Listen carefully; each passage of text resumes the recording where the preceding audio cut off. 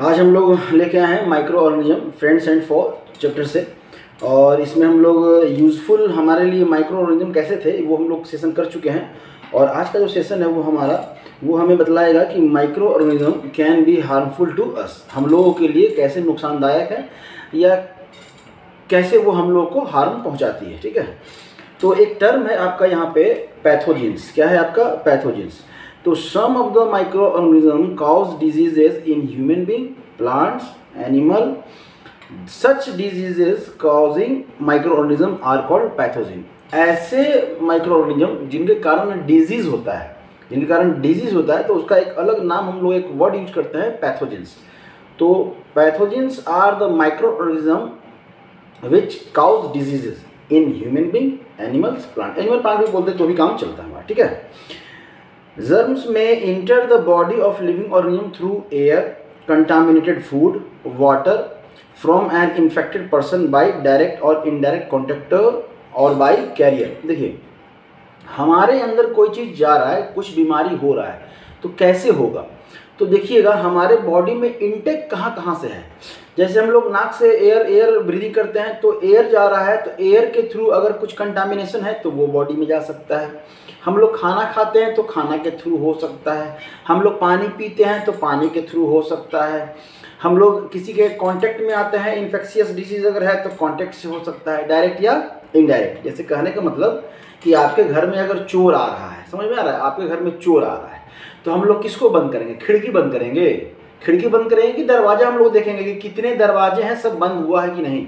रात में आप सोने जा रहे हैं तो दरवाजा देखते हैं कि बंद हुआ है कि नहीं। क्यों? क्योंकि दरवाजा से ही चोर इंटर कर सकता है, वहीं से आने का प्रोबेबिलिटी है। खिड़की खोलकर कोई अंदर नहीं घुस सकता है। क्यों? क्योंकि खिड़की में ऑलमोस्ट जाली वगैरह सब लगा रहता है। तो कहने का मतलब कि अगर हमारे बॉडी में कुछ पैथोजेंस, कुछ फॉरेन पार्टिकल अगर इंटर कर रहे हैं तो कहाँ कहाँ से इंटर कर सकते हैं, उन सारे मीडियम के थ्रू वो इंटर करेगा। तो एयर हो गया, फूड हो गया, वाटर हो गया और कॉन्टेक्ट हो गया, वही यहाँ पे लिखा हुआ है। ठीक है, diseases that can spread from an infected person to a healthy person through air, water, direct contacts are called communicable diseases। देखिए, हम लोग डिजीज पढ़ेंगे, 9th क्लास में जाएंगे या 7th क्लास में ऑलमोस्ट आप लोग पढ़े होंगे कि कम्युनिकेबल डिजीज और नॉन कम्युनिकेबल डिजीज, या इन्फेक्शियस डिजीज या और नॉन इन्फेक्शियस डिजीज। तो उसी में है कम्युनिकेबल मतलब क्या? One person to another person circulate हो रहा है, स्प्रेड कर रहा है थ्रू इन्वायरमेंटल वेक्टर के थ्रू या कॉन्टेक्ट, ह्यूमन कॉन्टेक्ट के थ्रू। ठीक है, फॉर एग्जांपल कॉमन कोल्ड, अभी आम चला हुआ है आपका कॉमन कोल्ड। अगर कोई छींक रहा है, तो अगर घर में कोई छींक रहा है, सर्दी हो गया है, तो आपको भी देखते हैं कि हो जाता है। इससे बचने के लिए आप बहुत तरह तरह के हम लोग उपाय करते हैं।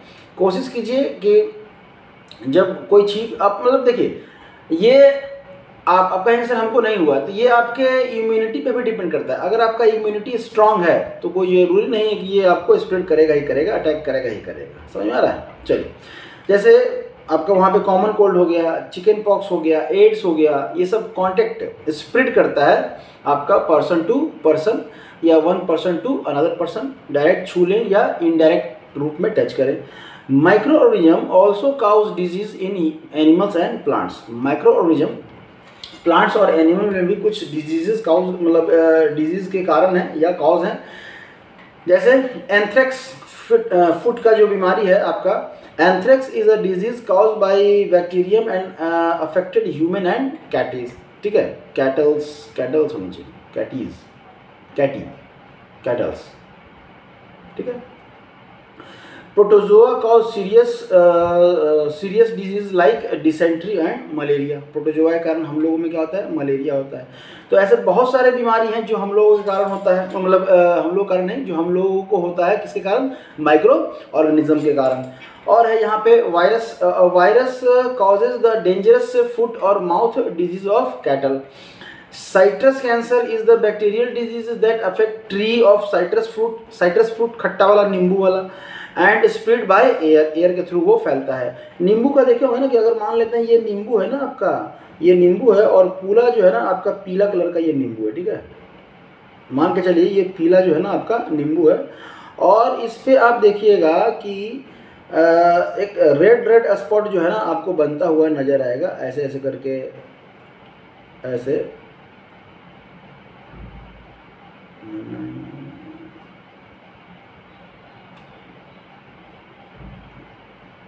ये जो है ना ऐसा ऐसा ऐसा ऐसा ऐसा नींबू के ऊपर आप देखिएगा, अभी के सीजन में आप नींबू खरीद रहे हैं तो इस तरह का स्पॉट वाला अगर नींबू मिल जाए, मतलब उसके ऊपर क्या हो गया है, बीमारी हो गया, साइट्रस कैंसर कहते हैं उसको, ठीक है, साइट्रस कैंसर कहते हैं, ठीक है।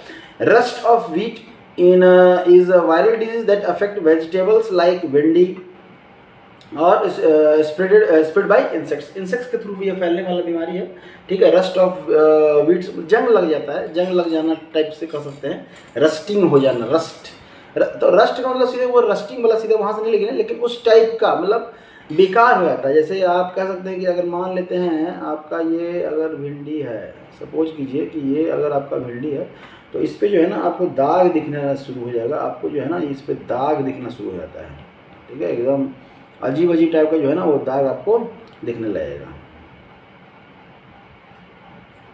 समझ में आ रहा है। अगर मान लेते हैं ये अगर भिंडी है तो अजीब अजीब टाइप का दाग दिखने लगेगा, तो वही हो गया आपका यहाँ। तब है malaria is actually caused bye pathogens called Plasmodium, Plasmodium के थ्रू फैलता है। और ये मलेरिया इतना इंपॉर्टेंट ये बीमारी है, इंपॉर्टेंट हम लोग के लिए नहीं, स्टडी के पॉइंट ऑफ व्यू से, कि आपको 9th में भी पूछेगा, आपका 10th में भी पूछेगा, आपका 11th इवन 12th के बोर्ड में भी आएगा, मतलब 10th के बोर्ड में भी आएगा और 12th के बोर्ड में भी आएगा कंपटीशन में, तो फिर तो पूछेगा ही पूछेगा, ठीक है। किसके कारण होता है, प्रोटोजोआ, और ये जो पैथोजन है उसको हम लोग क्या कहते हैं, plasmodium, transmitted by aedes anopheles mosquitoes, मच्छर के थ्रू, और वो फीमेल, मेल भाई कुछ नहीं करते, मेल जो है ना वो समझ रहे हैं बहुत शांत स्वभाव के लोग हैं, जितना जो है ना गंद मचा है वो सब फीमेल का है। देख लीजिए बीमारी भी हो रहा है ना तो मतलब फीमेल एनोफिलीज के कारण ही हो रहा है ये मलेरिया, बाकी मेल का कोई इसमें हाथ नहीं है, ठीक है। Dengue is caused by dengue virus and spread by female aedes mosquito, एक और मॉस्किटो है एडीज। मॉस्किटो से होने वाला बहुत सारी बीमारी, जनरल कंपटीशन में बहुत सारा पूछा जाता है। आप 10th तक अगर पढ़ रहे हैं तो एटलीस्ट सब जो है ना थोड़ा सा जान लीजिए। आपका स्लीपिंग सिकनेस हो गया, ठीक है, बहुत सारा आपका बीमारी जो है ना मच्छर से 4-5 तरह का बीमारी, जिसको इवन फाइलेरिया भी जो है ना वो फैलता है, मच्छर के काटने से ही फैलता है। फाइलेरिया जो है ना मोटा दर्द नस में वगैरह है ना, दर्द रहता है महिलाओं का, या पुरुषों का भी रहता है, जेंट्स का भी रहता है यहाँ पे। तो ये सारे डिजीज़ को हम एक टेबुलर फॉर्म में लेके आए हैं, जहाँ पे कि आपको पढ़ना आसान है। और इतना जो हम लोग अभी तक जो समझे, इसमें इम्पॉर्टेंट ये क्या है कि व्हाट इज़ पैथोजेंस, ये याद रखिएगा कि व्हाट इज़ पैथोजेंस, ठीक है। अगर ये याद हो गया कि व्हाट इज़ पैथोजेंस, तो आपको डेफिनेशन में आएगा कि पैथोजेंस क्या है, उसका आप डेफिनेशन दे दीजिए, ठीक है। इसके बाद आपका कौन सा बीमारी किसके कारण हो रहा है, कैसे वो स्प्रेड करता है, यही पूछा जाएगा। तो इसके लिए हम लोग एक टेबुलर फॉर्म में ले आए हैं कि यहाँ पे लिखा है आपका, यहाँ पे आपको दिख रहे हैं कि लिखा है क्या, प्लांट डिजीज, माइक्रो ऑर्गेनिज्म और मोड ऑफ ट्रांसमिशन, ठीक है, यही चीज़ पूछता है आपका। तो यही जो है ना हम लोग यहाँ पे करके रखेंगे तो आसान रहेगा। ये ज़्यादा ऐसे ही ज़्यादा चलेगा, नहीं ऐसे अंधेरा हो जा रहा है, ठीक। तब है साइट्रस कैंसर, जिसकी हम लोग बात कर रहे थे। साइट्रस कैंसर किसके थ्रू होता है, तो ये होता है आपका बैक्टीरिया के कारण। किसके थ्रू ये स्प्रेड करता है, तो एयर के थ्रू ये फैलता है। रस्ट ऑफ व्हीट ये जो है ना फंगी से होने वाला बीमारी है आपका, और ये एयर और शीड के थ्रू ये आपका फैलता है। फंगस से होने वाला बीमारी है। फंगस स्किन मतलब स्किन डिजीज टाइप का हो गया, जैसे हम लोगों में स्किन डिजीज होता है ना, तो फंगस के कारण नहीं होता है, बैक्टीरिया के कारण नहीं होता, तो वही फंगस आपका जो है ना यहाँ पे। Yellow vein Mosaic of windy में येलो वेन मोजाइक मतलब येलो तरह का जो है ना, येलो पीला स्पॉट बन जाता है, लंबा, तो वो किसी कारण होता है, तो वायरस के कारण होता है, और ये इंसेक्ट्स के थ्रू है ना फैलता है एक से दूसरे प्लांट्स पे। ट्यूबरकुलोसिस टीबी हम लोगों में तो बैक्टीरिया के कारण होता है, और ये किसके थ्रू, एयर के थ्रू बोलता है। मतलब अगर हमको टीबी है, सपोज हमें टीबी है और हमारे साथ अगर कोई बैठ रहा है सामने, अगर सीट शेयर कर रहा है, सामने बैठा हुआ है और हम खांस रहे हैं, तो एयर के थ्रू उसको भी होने का चांस रहता है। इसलिए कभी भी आप क्राउडिंग एरिया में जाए तो ऐसे पूछ के तो नहीं बैठेंगे ना कि भैया आपको टीबी है, ठीक है, या किसी को रहेगा तो वो बताएगा भी नहीं। तो ऐसा सतर्क रहे कभी भी।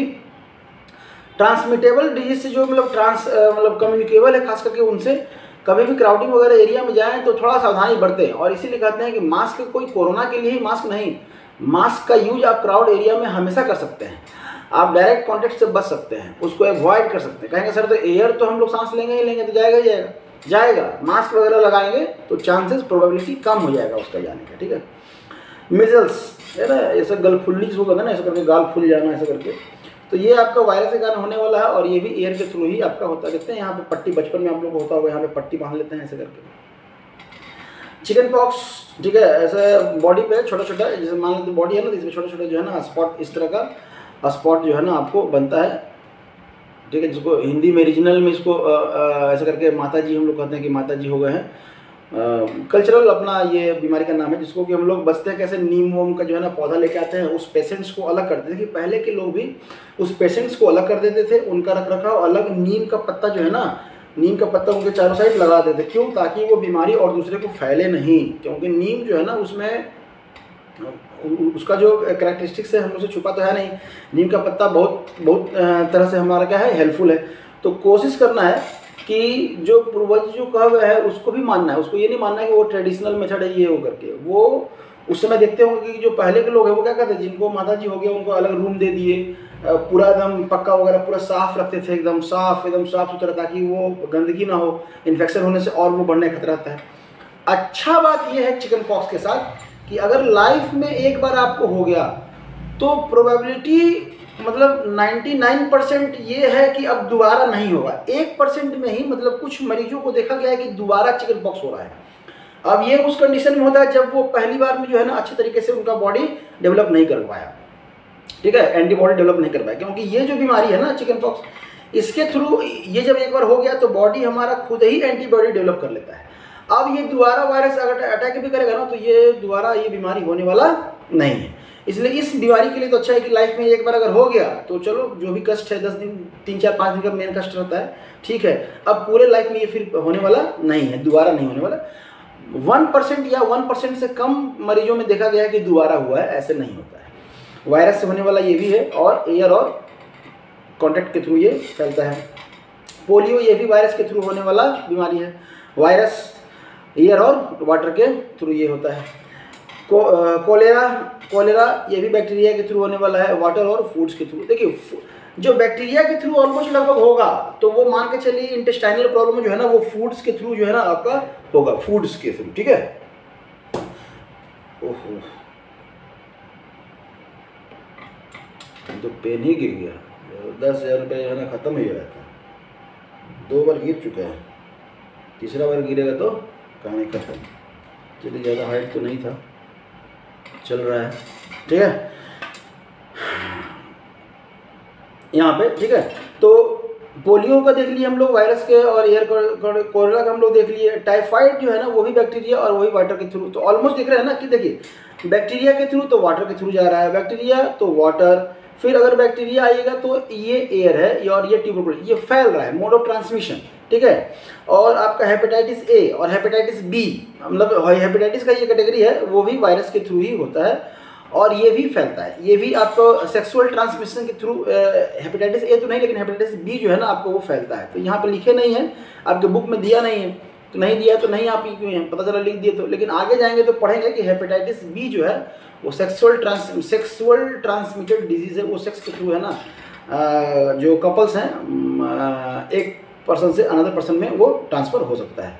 और मलेरिया हम लोग देखें ही, मलेरिया किसके कारण होता है, तो प्रोटोजोआ कारण होता है। और प्रोटोजोआ ये मोड ऑफ ट्रांसमिशन मॉस्किटो, तो मॉस्किटो का हेल्प लेके जो है ना प्रोटोजोआ ये फैलता है हमारे बॉडी में।